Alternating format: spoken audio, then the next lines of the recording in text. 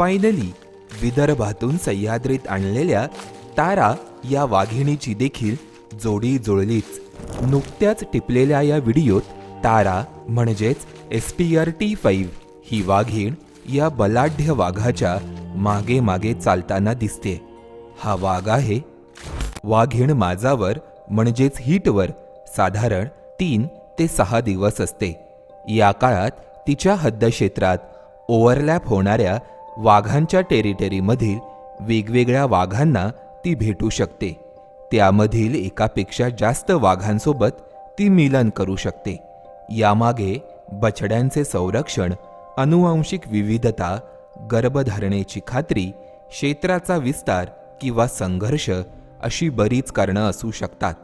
तिच्या हद्दक्षेत्रात 2 किंवा 3 वाघांच्या हद्दक्षेत्राचे ओव्हरलॅप होत असेल तर ती त्या प्रत्येकासोबत मिलन करू शकते, ज्यामुळे प्रत्येक वाघाला वाटते जन्मास आलेली पिल्ले आपली आहेत, त्यामुळे तो पिल्लांना मारत नाही. याला सुडोमेटिंग असं म्हणतात.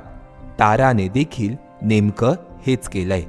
तुम्हाला माहिती असेलच, चंदाच्या धाकामुळे तारा चांदोलीचे धरण पोहून धरणाच्या पलीकडे गेली. त्यानंतर पुन्हा 4 वेळा ती धरण पोहली. मात्र धरणाच्या पलीकडेच तिने स्वतःची टेरिटरी निर्माण केली.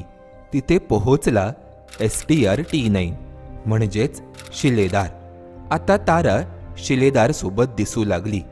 तेवढ्यात राधानगरीतून जाऊन पुन्हा सह्याद्री व्याघ्र प्रकल्पात परतलेला STR-T2 म्हणजेच सुभेदार तिथे पोहोचला. ती त्याच्यासोबतही दिसू लागली. एकाच वाटेवरून चालताना त्यांची ही छायाचित्र टिपली गेली. मात्र खेळ इथेच संपला नाही. पहिल्यांदा तारा आणि शिलेदार यांना एकत्र पाहण्यात आलं, परंतु कालांतरानं तिनं शिलेदारसोबत राहणं सोडून दिलं. त्यानंतर जो एरिया सेनापती डॉमिनेट करायचा तिथं सुभेदारचा अस्तित्व वारायला आहे. आम्ही स्वतः देखील ताराला आणि सुभेदारला एकत्र दव्याचं किल करताना पाहिजे. परंतु लगेच दुसऱ्या दिवशी तारा ही सेनापतीसोबत दिसून आली आणि त्यांचं मेटिंगचं बिहेवियर दिसून आलं. ही क्वाईट अनयुज्युअलचं जे असेल तरी तारा एकाच वेळेला 3 नरांच्या एरियात आहे.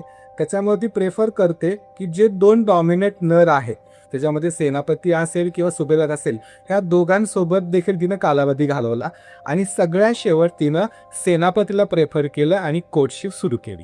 अखेरीस सेनापतीच सह्याद्री व्याघ्र प्रकल्पातील बलाढ्य वाघ ठरतोय. तारासोबत या व्हिडिओत चालणारा हा सेनापतीच आहे हे त्याच्या शरीरावरील या पट्टेरी रचनेवरून समजलंय. म्हणजेच सेनापतीने चंदानंतर आता तारासोबतही मिलन केलंय. त्यासाठी तो सातत्याने धरण पोहून चंदा आणि तारा या दोघांच्याही हद्दक्षेत्रात आपले अस्तित्व कायम ठेवतोय.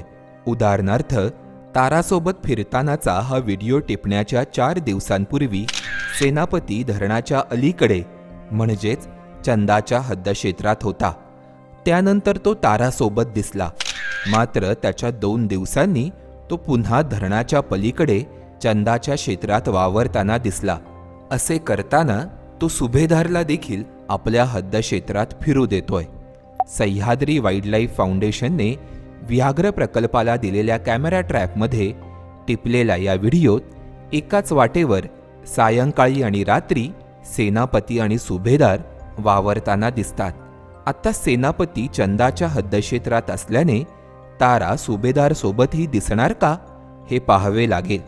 पाहत रहा आणि फॉलो करा MHA MTB वाईल्डलाईफ.